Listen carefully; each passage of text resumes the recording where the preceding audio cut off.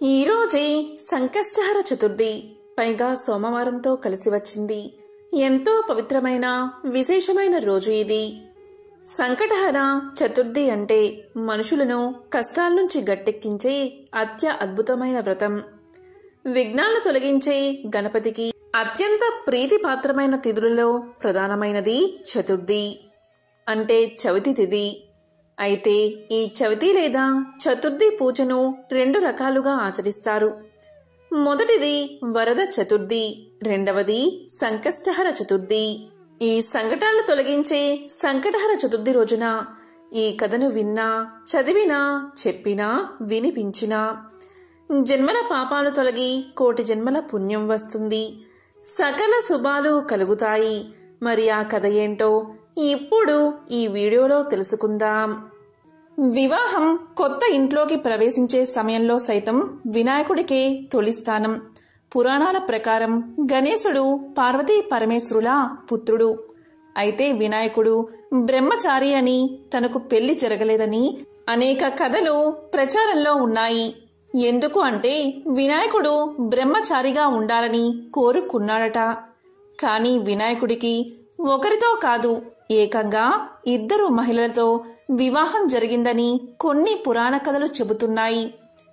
దైవక యోగం ద్వారా 2 స్త్రీలను వినాయకుడు పెళ్లి చేసుకున్నాడట.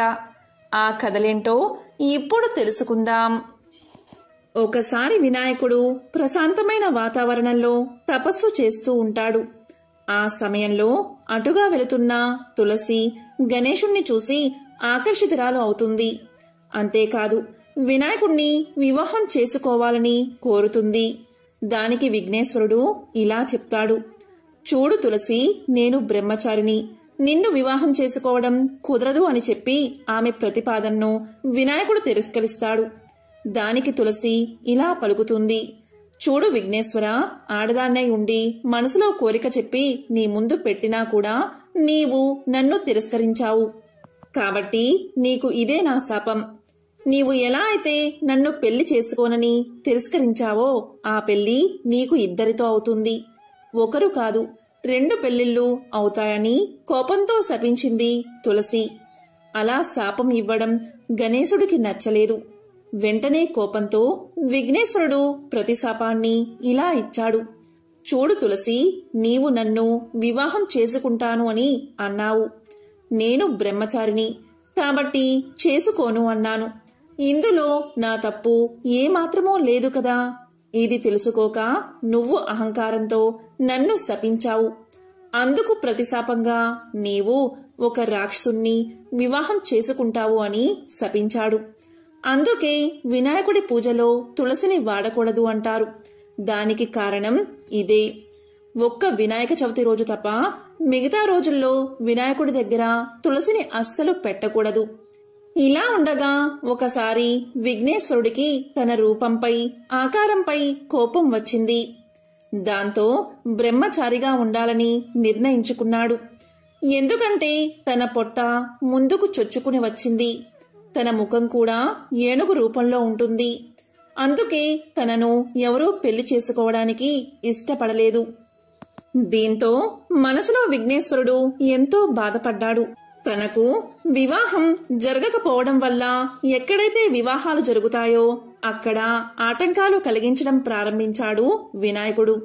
తనకు జరగని వివాహం ఎవరికీ జరగకూడదని కోపంతో ఆటంకాలు కలిగిస్తూ ఉంటాడు.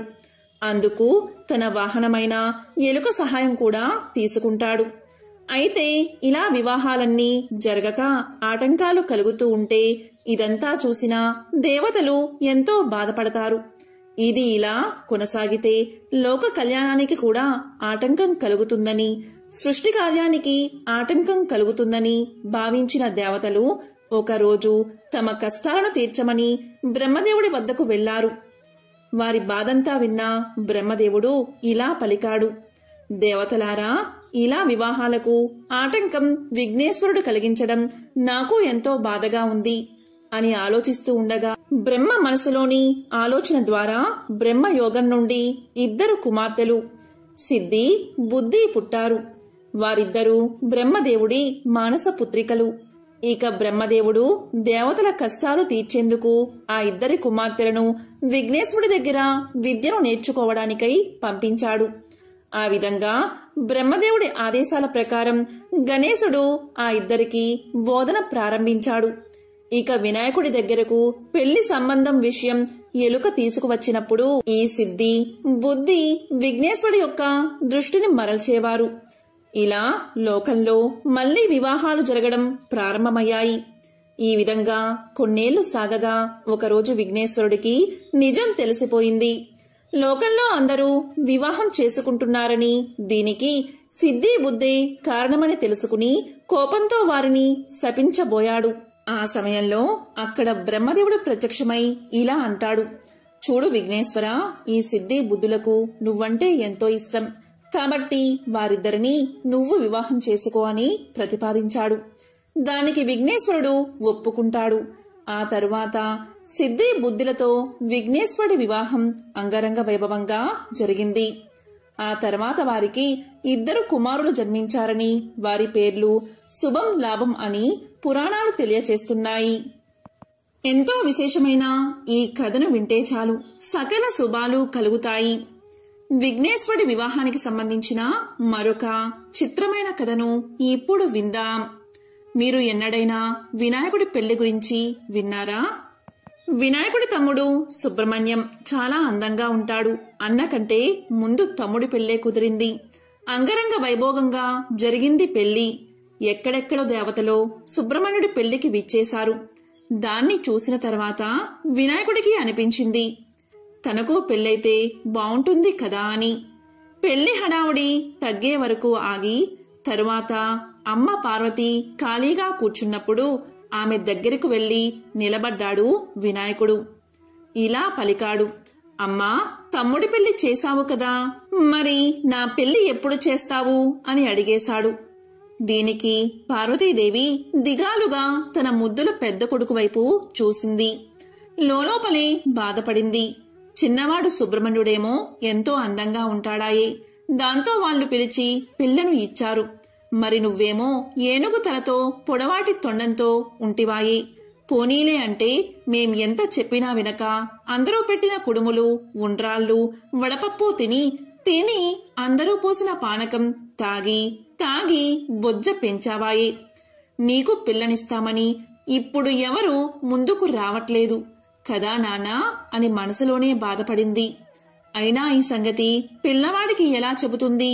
చిన్న బుచ్చుకుంటాడు కదా, అందుకని పైకి ఏమంది అంటే, బాబూ, నువ్వెళ్ళి పెళ్లి కూతురి కోసం ఒక కొత్త కోక, మంగళసూత్రాలు పట్టుకురా నాయనా, నేనేమో ఈలోగా పిల్లను చూస్తాను అని బుజ్జగించి పంపేసి ఊపిరి పీల్చుకుంది. అమ్మయ్యా, ఇప్పటికైతే సమస్య తప్పింది అనుకుంటూ. అయితే వినాయకుడికి ఇదేమీ తెలియదు కదా. వెంటనే ఆనందంగా తన ఎలుక వాహనమెక్కి భూలోకానికి వచ్చేశాడు. వచ్చి అలసిపోయి ఒక చెట్టు కిందున్న అరుగు మీద కూర్చున్నాడు. ఆ అరుగు చుట్టూతా ఏవేవో గింజలు పడి ఉన్నాయట. ఆ సమయంలో అక్కడి గింజలు ఏరుకు తినేందుకు అక్కడికి ఒక కోడిపుంజు వచ్చింది. వినాయకుడు దాన్ని చూసి, ఓ కోడిపుంజు, ఒకసారి ఇలారా అని పిలవగానే నన్ను పేరు పెట్టి పిలుస్తున్నారు ఎవరా అని దగ్గరకొచ్చింది కోడిపుంజు.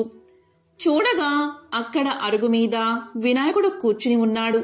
దాంతో కోడిపుంజు సంతోషంతో ఉబ్బి తబ్బిబ్బైపోతూ గబాల దగ్గరకు వచ్చి రెక్కలు మడిచి నమస్కరిస్తూ, చెప్పండి స్వామి, కులాసానా, నన్ను పిలిచారెందుకు అని అడిగింది. అప్పుడు వినాయకుడు ఇలా అన్నాడు, ఓహో కోడిపుంజు, నీ రెక్కలు ఎంత అందంగా ఉన్నాయి, నీ జుట్టు కిరీటంలాగా ఎంత బావుంది, నువ్వు చెప్పిన పనల్లా చాలా చక్కగా చేస్తావని, సమయపాలన అంటే ఏమిటో నీ నుండే నేర్చుకోవాలని అందరూ చెబుతుంటారు. మరి నువ్వు నాకు ఒక పని చేసి పెడతావా? చకచకా వెళ్ళి నాకో కొత్త కోక తెచ్చిపెట్టు, మా అమ్మ నాకు పెళ్లి చేస్తుందట అన్నాడు. దానికి కోడిపుంజు, అంత పెద్ద స్వామి తన్ను పొగిడాడే అని సంతోషించింది. దానిది ఏముంది స్వామి, ఒక్క నిమిషంలో పెద్ద బజారుకెళ్లి వినాయకుడి పెళ్లికి కొత్త కోక కావాలి అని అడిగి తెచ్చేస్తా స్వామి, ఇక్కడున్నట్లే వచ్చేస్తాను అని వేగంగా వెళ్ళిపోయింది కోడి. అంతలో అక్కడ మొలిచి ఉన్న పచ్చగడ్డిని తినేందుకు గొర్రెపోతు ఒకటి అటుగా వచ్చింది. దాన్ని చూసి వినాయకుడు భలే మురిసిపోయాడు. ఈరోజు అన్నీ మంచి శకునాలే, నేను తిరగకుండానే అన్ని పనులు ఎలా అయిపోతున్నాయో చూడు అని సంతోషపడ్డాడు. ఓ గొర్రెపోతూ, నాకో పనిచేసి పెట్టరాదు? త్వరలో నా పెళ్లి జరగనున్నది. దానికోసం నువ్వు కంసాలి దగ్గరికెళ్లి మంగళసూత్రాలు చేయించుకురా, వెంటనే వెళ్ళు అని చెప్పాడు. దానికి గొర్రెపోతూ, ఓహో అలానా స్వామి, అయితే మాకు పప్పన్నం దొరుకుతుందన్నమాట. ఇదిగో ఇప్పుడే వెళ్లి తెస్తాను. అందెంతలోకి మీరడిగారని చెప్పి ఇప్పుడే కంసాలి దగ్గరికి వెళ్లి పట్టుకు వచ్చేస్తాను చూడండి అంటూ వెళ్ళింది. వినాయకుడు అక్కడే ఓ కునుకు తీశాడు. ఆయన లేచి చూసేసరికి సాయంకాలమైంది. పోయిన వాళ్ళు ఇద్దరూ ఇంకా తిరిగి రాలేదు. ఇక దాంతో వినాయకుడే మెల్లిగా ఎలుక వాహనం ఎక్కి బయలుదేరాడు. ఇద్దర్నీ వెతుక్కుంటూ కొంత దూరం వెళ్లేసరికి కోడిపుంజు కనిపించింది. ఏమే కోడిపుంజు, నా కొత్త కోక ఎక్కడా అని అడిగాడు దాన్ని. అప్పుడు కోడిపుంజు ఇలా పలికింది, స్వామి మీకోసం కొత్త కోక తీసుకువస్తున్నానా? అంతలో అక్కడ నాకు ఒక జొన్నకంకి కనిపించింది. దాన్ని చూడగానే విపరీతంగా ఆకలి వేసింది. ఒక్క కంకి తినేసి వద్దామని మీ కొత్త కోకను పక్కన పెట్టి కంకి తినేసి వచ్చాను. అలా చేసేసరికి అక్కడ కోక లేదు. దాంతో ఇక మధ్యాహ్నం నుంచి దాన్నే వెతుకుతూ తిరుగుతూ ఉన్నానయ్యా అని చెప్పింది. దాంతో వినాయకుడు ఇలా అన్నాడు, చూడు కోడిపుంజు, నువ్వు కొత్త కోక తీసుకువస్తేనే నా పెళ్లి. అందుకని త్వరగా వెళ్లి వెతుక్కురా, లేకపోతే ఎలుక చేత నిన్ను కొరికించేస్తా, జాగ్రత్త అని బెదిరించాడు. దాంతో కోడిపుంజు కొత్త కోకో అని అరుచుకుంటూ ఆ కొత్త కోక కోసం ఈనాటికి వెతుకుతూనే ఉంది. పాపం ఆ అరుపేనట మనకు కొక్కరొక్కో అని వినబడేది. కోడిపుంజు కోక తేకపోయేసరికి ఇక సరేలే అని వినాయకుడు గొర్రెను వెతుకుతూ ఆ బజారు ఈ బజారు తిరిగాడట. అనుకున్నట్లుగానే గొర్రెపోతు ఎదురయ్యింది. స్వామి కోపంగా, ఏ గొర్రెపోతూ, నా తాలిబొట్టెక్కడా అనగానే అది వణికిపోతూ, స్వామి తమరు అడిగారని చెప్పగానే కంసాలి కనకయ్య తాలిబొట్టు చేసి ఇచ్చేశాడు. ఆ తర్వాత వస్తూ ఉంటే నాకు ఆకలి వేసింది. ఆ సజ్జ చేలో గడ్డి తింటూ ఒక్క క్షణం ఏమారాను. అంతలోనా ఎవరో ఆ తాలిబొట్టు కాజేశారయ్యా అని భయపడుతూ చెప్పింది గొర్రెపోతు. వినాయకుడికి మహా కోపం వచ్చేసింది. నువ్వు త్వరగా వెతికి తెచ్చివు, నా పెళ్లి జరగాలి అంటే ఆ తాళి కావాల్సిందే అనేశాడు కోపంగా. అలాగే స్వామి అని గొర్రెపోతూ పాపం ఆనాటి నుండి ఈనాటి వరకు వంచిన తల ఎత్తకుండా ఆ తాలిబొట్టు కోసం వెతుకుతూనే ఉంది. అయినా ఏం చేస్తాం, ఈ రోజు వరకు కూడా అటు తాలిబొట్టు కాని ఇటు కొత్త కోక గాని రానేలేదు.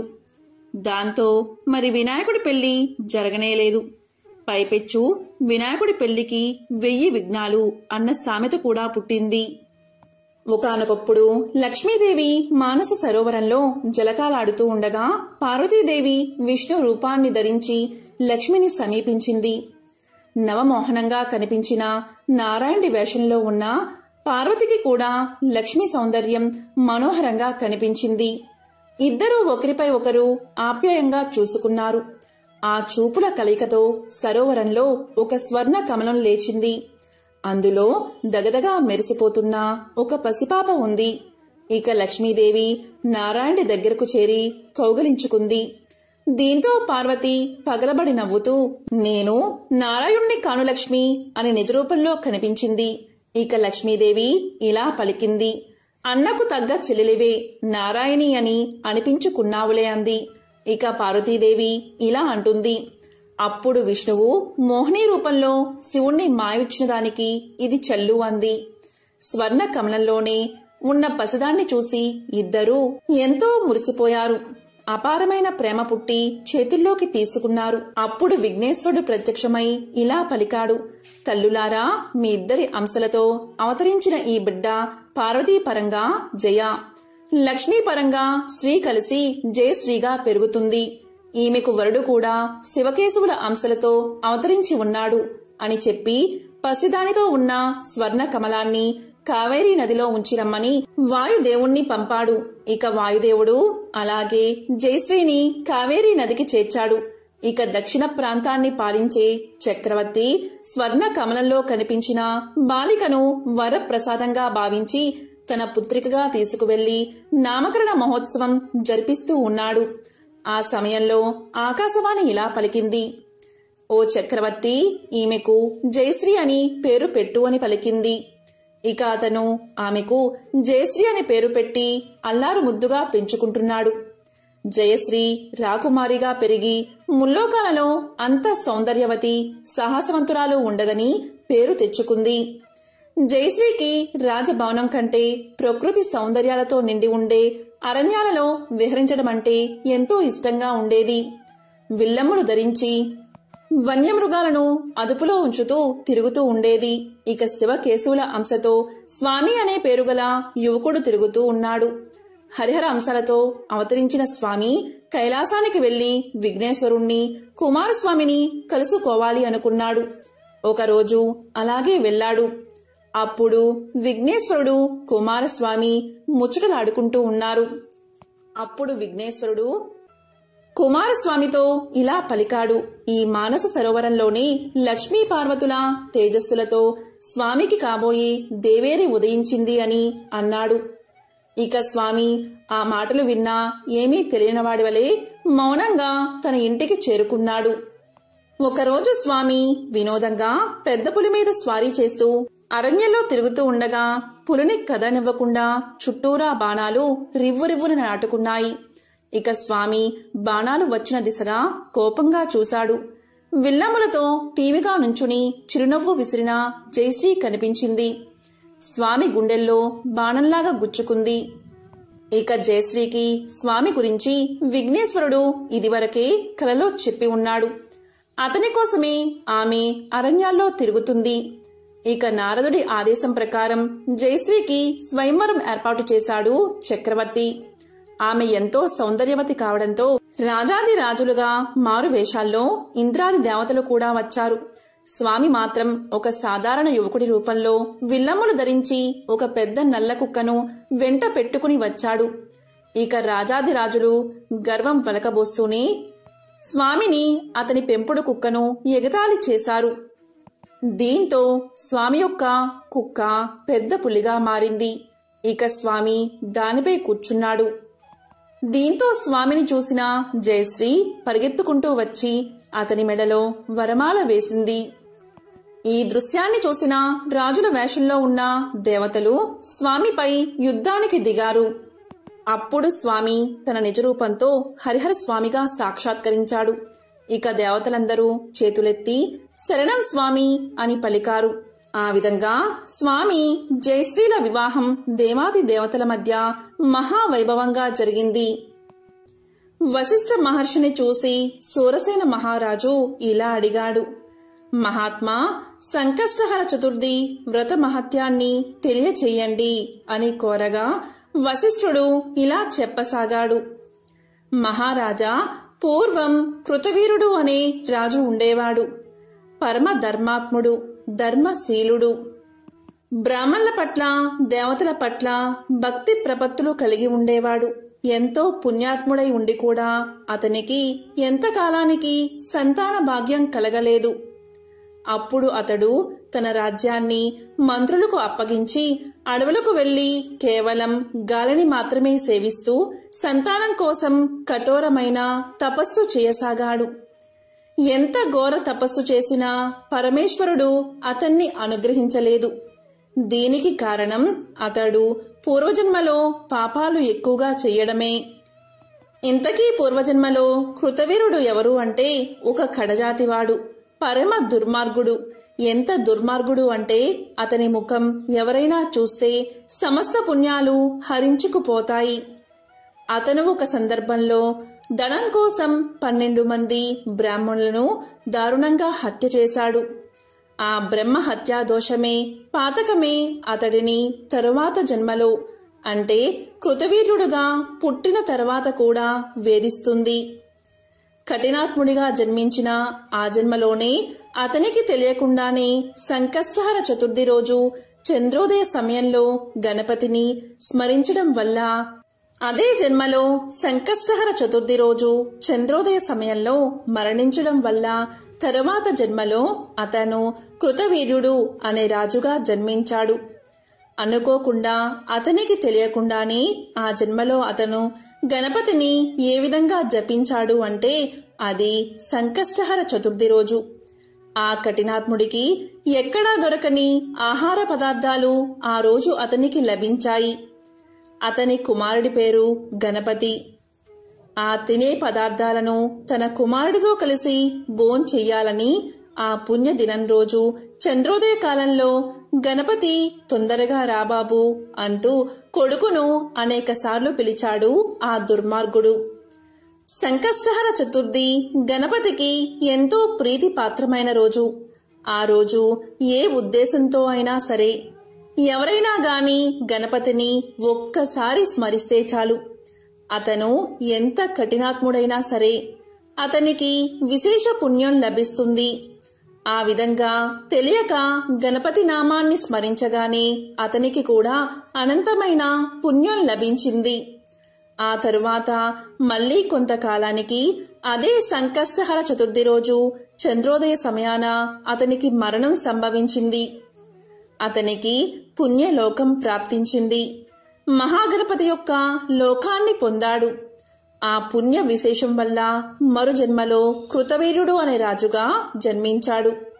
అయితే పూర్వజన్మలో 12 మంది బ్రాహ్మణులను అకారణంగా చంపిన బ్రహ్మహత్యా పాపం వల్ల అతనికి ఈ జన్మలో ఎంతటి కఠోరమైన తపస్సు చేసినా కూడా సంతాన భాగ్యం కలగలేదు.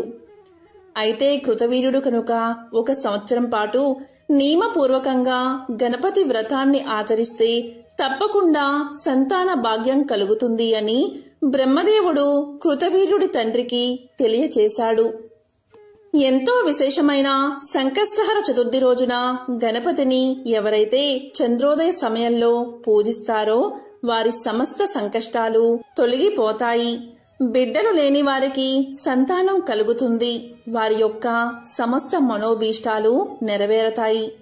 కళ్ళు లేని వారికి కళ్ళు, మూగవాళ్లకు నోరు, కాలు లేని వారికి కాళ్ళు తిరిగి వస్తాయి. రాజ్యం పోయిన వారికి తిరిగి రాజ్యం వస్తుంది. ఆ విధంగా కృతవీర్యుడు సంకష్టహర చతుర్థి వ్రతాన్ని ఆచరించి మహాబల పరాక్రమవంతుడైన కార్తవీర్యార్జునుణ్ణి కుమారుడిగా పొందాడు. అంతేకాదు కార్తవీర్యార్జునుడు కూడా సంకష్టహర చతుర్థి వ్రతాన్ని ఆచరించి సహస్ర బాహువులను పొందాడు. అలాగే మేరు పర్వతమంతా దేహాన్ని కూడా పొందాడు. ఈ భూమండలానికి అత్యంత బల సంపన్నుడిగా ఎదిగాడు అని వశిష్ఠుడు సూరసేన మహారాజుకు తెలియచేశాడు. కాబట్టి ఎంతో పవిత్రమైన ఈ కథను ఈ రోజు విన్నా, చెప్పినా, చదివినా అన్ని ఆటంకాలు తొలగి మీరు చేసే ప్రతి పనిలో విజయం కలుగుతుంది. అష్టైశ్వర్యాలు, భోగ భాగ్యాలు కలుగుతాయి.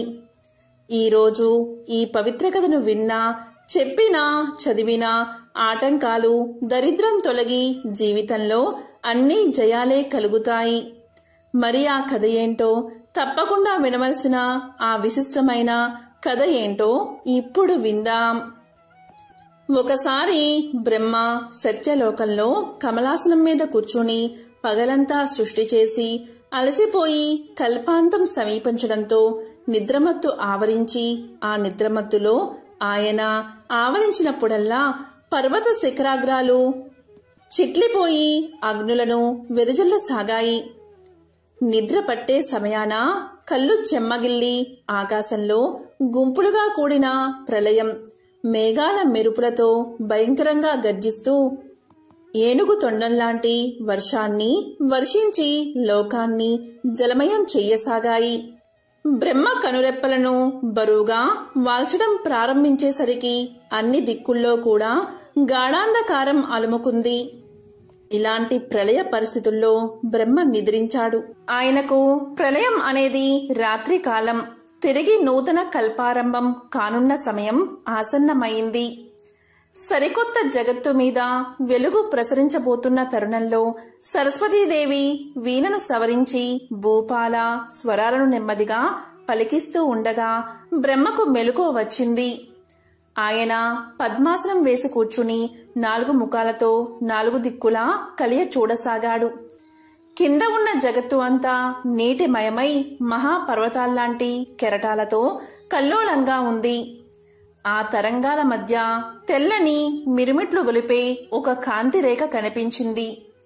ఆ కాంతిలో తరంగాలపై తేలుతూ ఒక పెద్ద మర్యాకు, దానిమీద చందమామ లాంటి పసివాడు పడుకుని కుడికాలి బొటనవేలును చప్పరిస్తూ కనిపించాడు.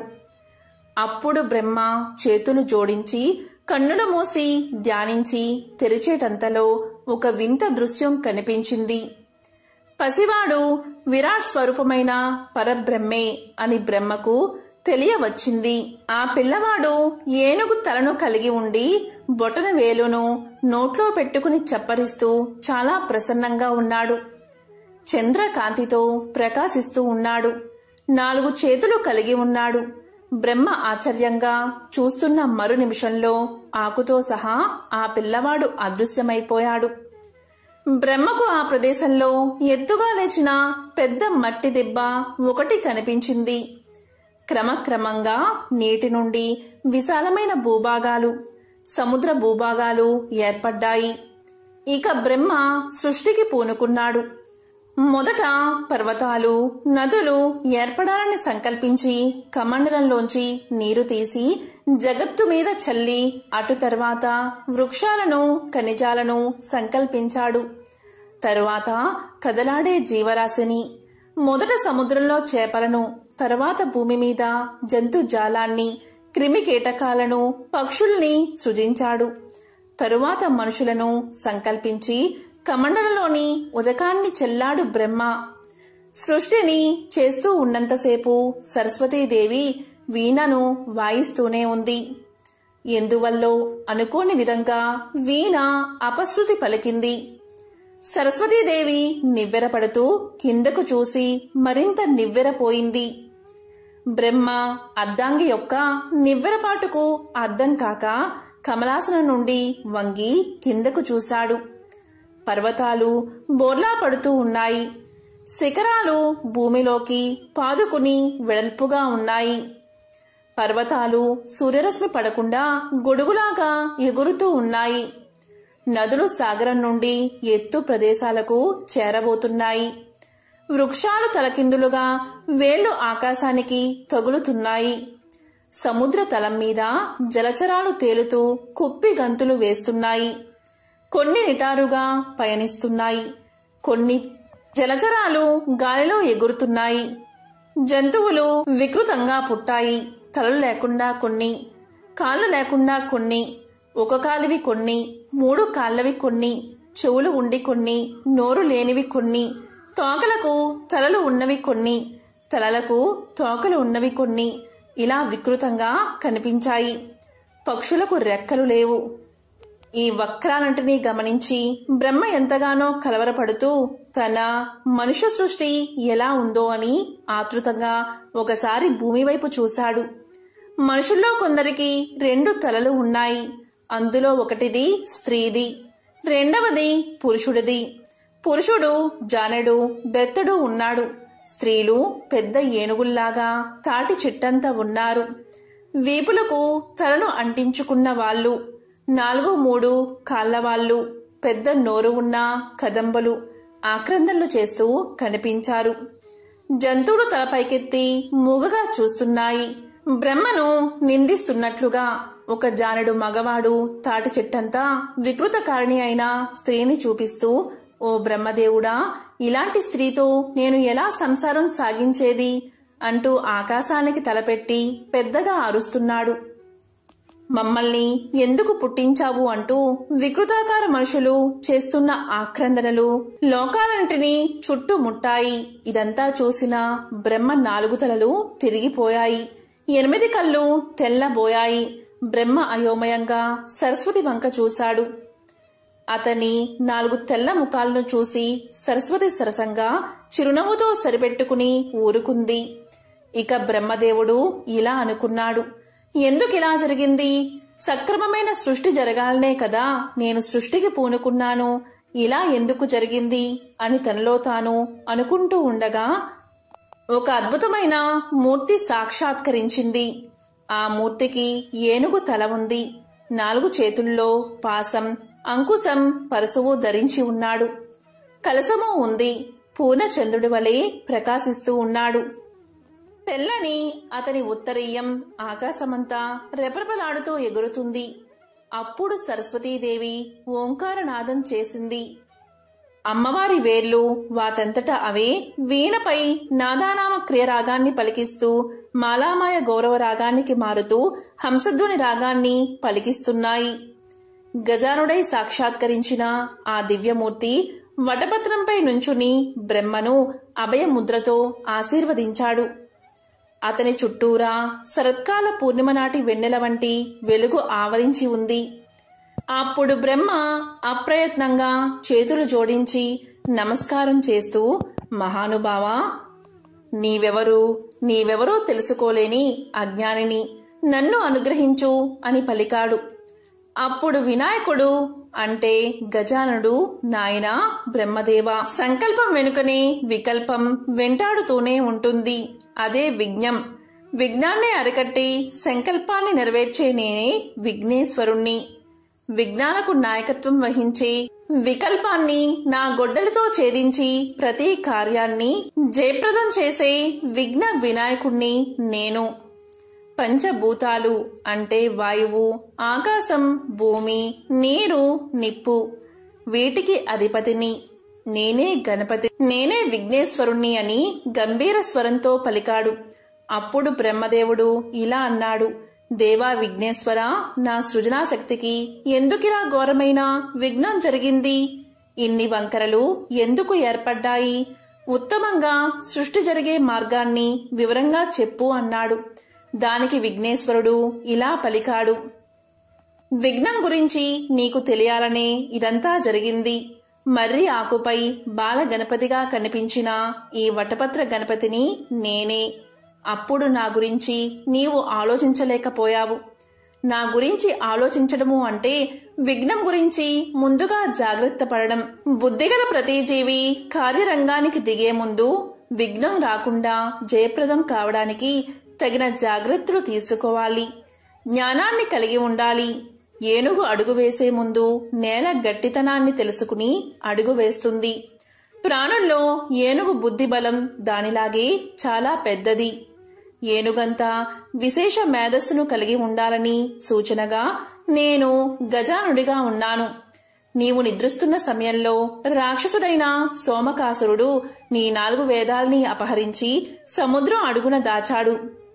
ఇప్పుడు శ్రీ మహావిష్ణువు మత్స్యావతారాన్ని దాల్చి అతన్ని సంహరించి నీ వేదాన్ని భద్రంగా తెచ్చి వటపత్ర సాయి ఉన్న నా దగ్గర ఉంచాడు. ఇవిగో అవి, వీటిని తిరిగి గ్రహించి సృష్టిని ప్రారంభించు అని చెప్పి విఘ్నేశ్వరుడు బ్రహ్మకు వేదాలను ఇచ్చాడు.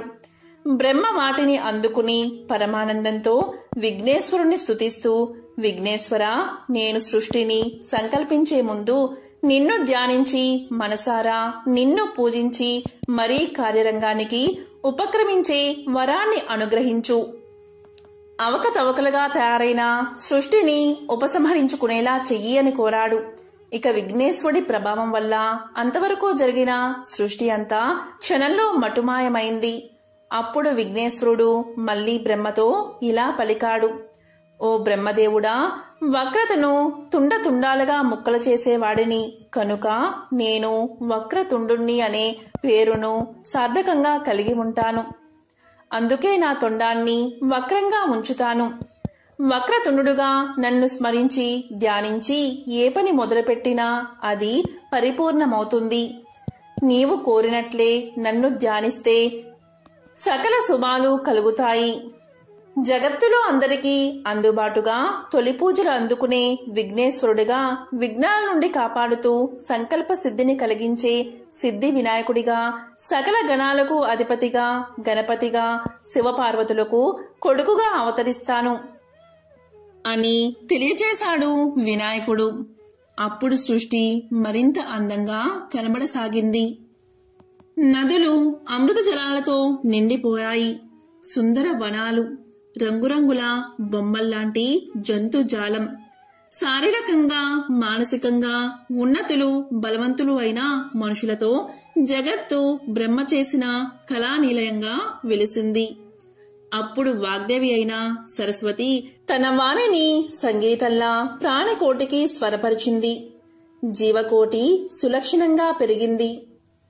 ఎంతో విశేషమైన ఈ కథను విన్నా, చెప్పినా, చదివినా జన్మల పాపాలు తొలగి కోటి జన్మల పుణ్యం వస్తుంది. ఆ పవిత్ర కథ ఏంటో ఇప్పుడు తెలుసుకుందాం. ఒకరోజు చాలా మంది పిల్లలు, వాళ్ళ వెనుక పెద్దలు గుమిగూడి ఒక చిత్రాన్ని వింతగా చూస్తున్నారు. ఆ చిత్రంలో ఒక వింతైన జంతువు భూతం చిత్రించి ఉంది. అప్పుడే మండపంలోకి ప్రవేశిస్తున్న పావనమిత్రుడు పిల్లల కుతూహలతను గ్రహించి ఇలా అన్నాడు. పిల్లలు, ఇలా రండి, ఆ విచిత్ర జంతుభూతం కదా మీకు వివరిస్తాను అంటూ కథను చెప్పడం ప్రారంభించాడు. ఒకసారి ఇంద్రుడు సగర చక్రవర్తి యొక్క యాగాశ్వాన్ని దాచాడు.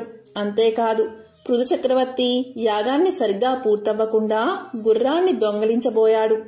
ఇలాంటి పాషాణ వేషాలు ఎన్నో వేశాడు. చెయ్యరాని పనులు ఎన్నో చేశాడు. తరువాత పృథు చక్రవర్తి సంతానమైన అభినందనుడు అనే మహారాజు ఇంద్రుడికి భాగం లేకుండా ఉండే ఒక మహాయజ్ఞాన్ని ప్రారంభించాడు. దీంతో ఇంద్రుడికి పట్టరాని కోపం వచ్చింది. దాంతో ఇంద్రుడు కాలుణ్ణి సర్వభోగాలతో తృప్తిపరిచి అభినందుడి యాగాన్ని ధ్వంసం చేయమని కోరాడు. కాలుడు కాలానికి అధినేత. జీవుల జీవన మరణాలకు కాలుడే మూలం. కాలుణ్ణి కాలయముడు, కాలధర్ముడు అని కూడా పిలుస్తారు. అప్పుడు కాలుడు యజ్ఞపురుషుణ్ణి ఆవహించి అభినందనుడి యాగ హోమాగ్ని నుండి కనీ విని ఎరుగని మహాభయంకరమైన పర్వతం లాంటి జంతువు వచ్చేలా చేశాడు. అప్పుడు అక్కడ ఉన్న వారంతా ఆ భయంకర ఆకారాన్ని చూసి పారిపోయారు. అభినందనుడు మాత్రం గణేశ భక్తుడు కావడం వల్ల అతను అక్కడే నిలబడిపోయాడు. అప్పుడు అభినందనుడి గురువైన వశిష్ఠుడు ఇలా పలికాడు.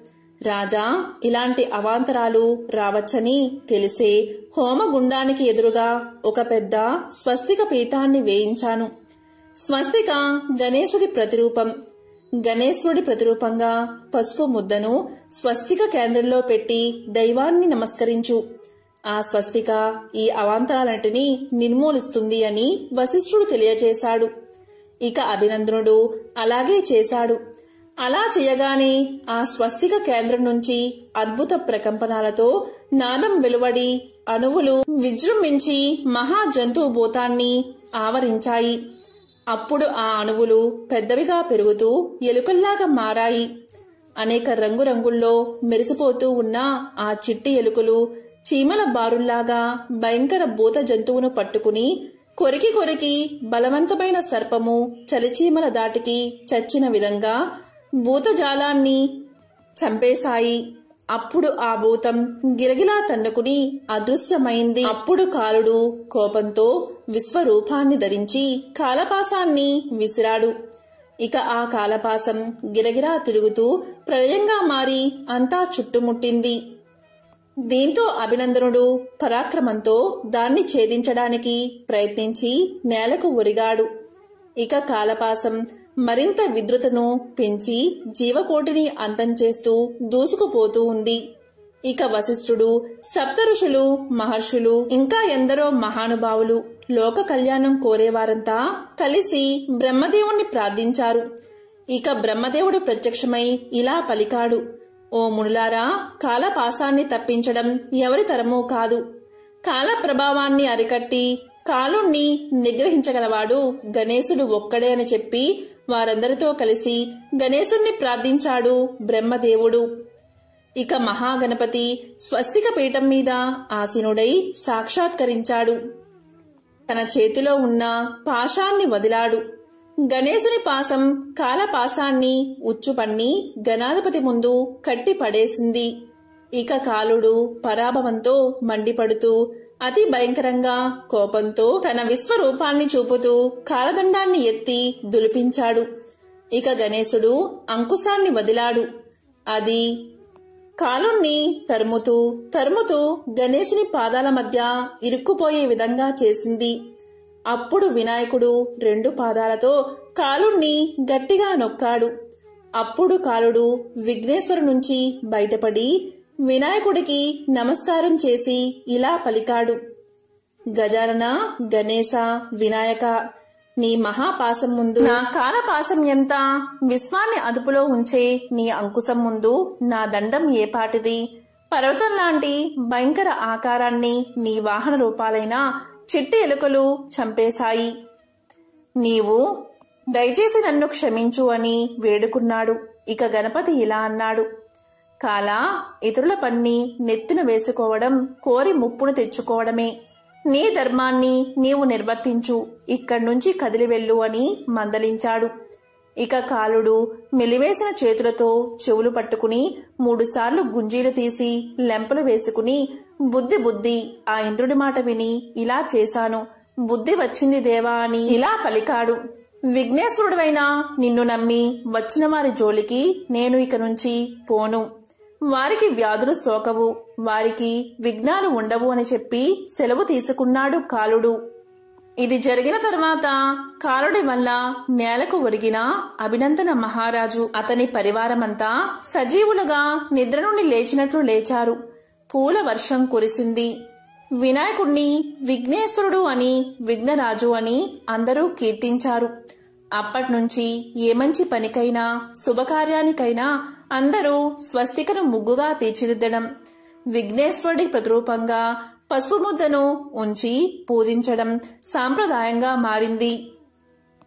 కాల పురుషుణ్ణి భంగపరిచి పాదక్రాంతుణ్ణి చేసుకున్న విఘ్నేశ్వరుడి మీద విశ్వాసం కలవారు, విఘ్నేశ్వరుడి ఆశీర్వాద బలం ఉన్నవారు కాల ప్రవాహానికి ఎదురేది విజయాన్ని సాధించగలరు అని పావనమిత్రుడు ముగించాడు.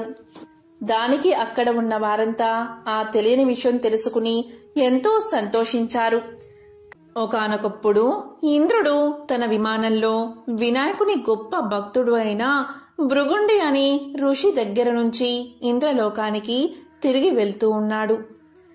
మార్గమధ్యలో గర్సేన్ అనే రాజు రాజ్యం దాటే సమయంలో అనేక పాపాలు చేసిన ఒకానొక వ్యక్తి ఆకాశంలో పయనించే ఆ విమానంపై దృష్టి సారించాడు. అతని దృష్టి సోకగానే ఆ విమానం చటుక్కున భూమిపై అర్ధాంతరంగా ఆగిపోయింది. ఆ ఇంద్ర విమానం అద్భుతమైన వెలుగుకి ఆశ్చర్యపోయిన ఆ దేశపు రాజు సురసేనుడు గబగబా బయటకు వచ్చి ఆ అద్భుతాన్ని చూసి ఆశ్చర్యపడుతూ చూస్తూ ఉన్నాడు. అక్కడ ఇంద్రుణ్ణి చూసి ఎంతో సంతోషించాడు మహారాజు. ఆనందంతో నమస్కారం చేశాడు. అప్పుడు అతను ఇలా పలికాడు: ఇంద్ర, ఇక్కడ విమానం ఎందుకు ఆపారు? కారణమేమిటి అని. అప్పుడు ఇంద్రుడు ఇలా సమాధానం చెప్పాడు: ఓ రాజా, మీ రాజ్యంలో పాపాలు అధికంగా చేసిన వ్యక్తి ఎవరిదో దృష్టి సోకి విమానం మార్గమధ్యలోనే అర్ధాంతరంగా ఆగిపోయింది అని తెలియచేశాడు. అప్పుడు రాజు ఇలా పలికాడు: అయ్యా, మరి మళ్ళీ ఆగిపోయిన విమానం ఎలా బయలుదేరుతుంది అని అడిగాడు వినయంగా. అప్పుడు ఇంద్రుడు ఇలా సమాధానం చెప్పాడు: రాజా, ఇవాళ పంచమి, నిన్న చతుర్థి.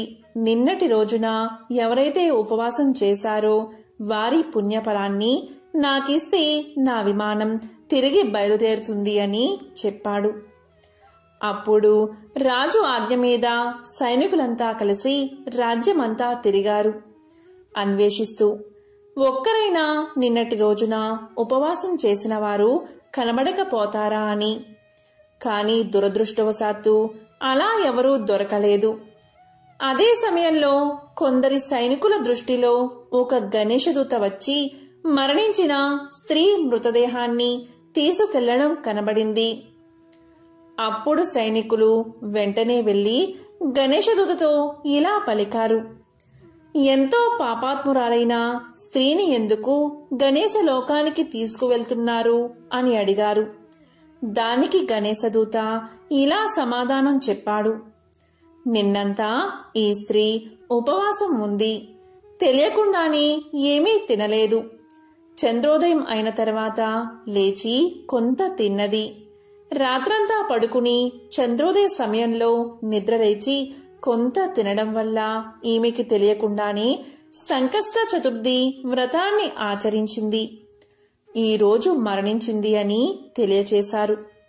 అంతేకాదు ఇలా కూడా చెప్పారు, ఎవరైనా తమ జీవిత కాలంలో ఒక్కసారైనా ఈ వ్రతం చేస్తే వారు గణేశ లోకానికి కాని స్వనంద లోకానికి కాని చేరుకోవడం మరణానంతరం తథ్యమని తెలియచేశారు. అప్పుడు సైనికులు గణేశ దూతని ఎంతో బ్రతిమాలాడారు ఆ స్త్రీ మృతదేహాన్ని తమకు ఇమ్మని. అలా చేస్తే ఇంద్రుడి విమానం తిరిగి బయలుదేరుతుందని ఎంతగానో చెప్పి చూశారు. కాని గణేశదూత ఆమె పుణ్యఫలాన్ని వారికి ఇవ్వడానికి అంగీకరించలేదు. కాని ఆమె దేహంపై నుండి వీచిన గాలి ఆ విమానం ఆగిపోయిన చోట చేరి విస్ఫోటనం కలిగించింది. మృతదేహం పుణ్యఫలం పొందింది కావడం వల్ల ఆ దేహాన్ని తాకిన గాలి సైతం పుణ్యాన్ని పొందింది. దానివల్ల ఇంద్రుడి విమానం బయలుదేరింది. ఈ కథ సంకష్టహర చవితి యొక్క ప్రాముఖ్యతను, ఆధ్యాత్మిక విలువలతో పాటు సంకష్ట చవితి ఉపవాసం మొదలైన విషయాలు తెలియజేస్తుంది. వినాయకుని భక్తులందరి దృష్టిలోనూ ఈ వ్రతం చేయడం వల్ల చాలా పుణ్యం పొందుతారని భావన. ఈ వ్రత మహత్యం వల్ల ఈ వ్రతం ఆచరించిన వారు ఎవరైనా సరే గణేశ లోకానికి లేదా స్వనంద లోకానికి వెళతారని, అక్కడ భగవంతుడి ఆశీస్సుల వల్ల ఎంతో ఆనందాన్ని అనుభవిస్తారని పురాణ వచనం. ఒకసారి వినాయకుడు కైలాసంలో పసివాడుగా ఉన్నప్పుడు పార్వతీదేవికి చెప్పి బయట వనంలోకి ఆడుకోవడానికి వెళ్ళాడట. ఆడుకుంటూ ఆడుకుంటూ ఉంటే చిన్న పిల్లి పిల్ల అతనికి కనిపించింది. దానిని పట్టుకోవాలని, దానితో ఆడుకోవాలని బాలగణేశుడికి ఎంతో మనసైందట. పట్టుకుందామని చూస్తుంటే దొరకకుండా పారిపోతుంది ఆ చిన్ని పిల్లి పిల్ల. ఎంతో ప్రయత్నించాడు, కానీ దొరకలేదు. చూడడానికి కాస్త బొద్దుగా ముద్దుగా ఉంటాడు కదా మన గణపతి. అటు పెరిగెత్తి ఇటు పరిగెత్తి కాస్త ఆయాసం వచ్చేసింది. పసివాడు అవ్వడంతో కోపం కూడా వచ్చేసింది. ఉడుకుమోత్తనం వచ్చింది. మొత్తానికి కష్టపడి ఆ పిల్లి పిల్లను పట్టుకుని కోపంతో దాని మొహం మీద గీరాడు. రక్తపు చారికలు వచ్చేశాయి. మేవ్ అంటూ బాధపడుతూ చేతిలో నుంచి జారి వెళ్లిపోయింది ఆ పిల్లి పిల్ల. సంతోషంగా వెనుక్కు తిరిగి వచ్చాడు గణేశుడు. పార్వతీదేవి అటువైపుకు తిరిగి కూర్చుని ఉంది. అప్పుడు గణేశుడు, అమ్మా ఆకలి వేస్తోంది అంటే, ఇక్కడ పెట్టాను నానా, వెళ్ళి తిను. ఉండ్రాళ్ళు అంది అమ్మవారు. కాని గణేశుడి వైపుకు చూడలేదు అమ్మ. ఎటువైపుకు వెళితే అటువైపు కనిపించకుండా మొహం తిప్పుకుంటుంది ఆ తల్లి. దీంతో గణేశుడికి బాధ వేసింది. అమ్మా ఏం చేశాను నేను, ఎందుకిలా తల తిప్పుకుంటున్నావు అని అడిగాడు. అలా అడిగితే ఏమీ లేదు నాన్నా, నువ్వు వెళ్ళు అంది ఆ తల్లి. అలా కాదు, నిజం చెప్పు, ఏమైంది అంటూ బలవంతంగా పార్వతీదేవి ఎదురుగా వెళ్లి నిల్చున్నాడు చిన్ని గజాననుడు. తల్లి బుగ్గల మీద రక్తపు చారికలు కనిపించాయి. వెంటనే ఆవేశం వచ్చింది ఆ పార్వతీ తనయుడికి. ఎవరమ్మా ఇలా చేసింది? నిన్ను గాయపరిచేంత దుర్మార్గులు ఎవరు? చెప్పు, వెంటనే వెళ్ళి వాళ్ళను కొట్టి వస్తాను అన్నాడు. వేరే వాళ్ళైతే నువ్వు కొట్టి వస్తావు, చేసింది నువ్వే కదా అన్నది ఆ తల్లి. అదేంటమ్మా, నేను నిన్ను గాయపరచడం ఏమిటి అని ఆశ్చర్యపోయాడు బాల గణేశుడు. అప్పుడు పార్వతీదేవి నవ్వి, పిచ్చి తండ్రి, నీ ఎదురుగా కనిపిస్తున్నా నేనే నీకు అమ్మను అనుకుంటున్నావా? నేను ప్రపంచంలో చీమ మొదలు ప్రతిదానికి తల్లిని కదా. నువ్వు ఇందాక ఏం చేసి వచ్చావు, ఒక్కసారి గుర్తు తెచ్చుకో అని అడిగింది ఆ సర్వమంగళాదేవి. వెంటనే అర్థమైంది బాల గణేశుడికి. వెంటనే కన్నీళ్లతో గబగబా పరిగెడుతూ వనంలోకి వెళ్ళిపోయాడు. వనం మొత్తం తిరుగుతూ పిల్లి పిల్ల కోసం వెతికాడు. ఒక చెట్టు పొదల్లో మూలన కూర్చుని బాధగా అరుస్తుంది ఆ చిన్ని పిల్లి పిల్ల. ముఖం మీద గణేశుడు చేసిన గాయం తాలూకు రక్తపు చారికలు. వెంటనే దాన్ని దగ్గరకు తీసుకుని గాయాలకు మందు పూసి దానికి తినడానికి పెట్టి అప్పుడు వదిలిపెట్టి ఇంటికి వచ్చాడు గణేశుడు. ఇంటికి వచ్చేసరికి మొహం మీద గాయాలన్నీ మానిపోయి చల్లగా నవ్వుతూ ఎదురు వచ్చింది అతని తల్లి పార్వతీదేవి. చూడగానే తలవంచుకున్నాడు గణేశుడు. ఎక్కిళ్ళు పడుతూ, అమ్మా, పొరపాటు చేశాను, మన్నించు అంటుంటే అప్పుడు ఆ తల్లి ఏమని చెప్పిందో విని ప్రతి ఒక్కరూ కూడా విని తెలుసుకుని ఆచరించాల్సింది. నాన్న, ప్రతి ఒక్క జీవిలో కూడా భగవంతుడు ఉంటాడు. నీవు నీ తల్లిని చూడగలిగితే ఎవరినీ బాధించలేవు. ఇది ప్రతి ఒక్కరూ జీవితంలో ఆచరించవలసింది. అనవసరంగా ఎవరినీ నొప్పించడం, శారీరకంగా మానసికంగా హింసించకూడదు. హింసించి పూజ చేశాను, వ్రతం చేశాను అంటే ఫలితం ఉండదు. అందరితో మంచిగా ఉంటూ ఉంటే అనుకోకుండానే తెలియకుండానే మనకు మంచి జరుగుతుంది అని ఆ తల్లి బాల గణేశుడికి చెప్పింది అని మన పెద్దవాళ్ళు చెబుతూ ఉంటారు. నలుగురితో మంచిగా ఉండడం, వీలైనంత సాయం చేస్తూ కలిసిపోవడం అనేవి మంచి లక్షణాలుగా ఆ పార్వతీ తనయుడికి తల్లి పసివయసులో బోధించింది. ఎంతో పవిత్రమైన విశిష్టమైన ఈ సంకష్టహర చతుర్థి రోజు ఈ కథలను వింటే చాలు, ఆ వినాయకుడి అనుగ్రహం తప్పకుండా మీకు కలుగుతుంది. ఓం గం గణపతయే నమః.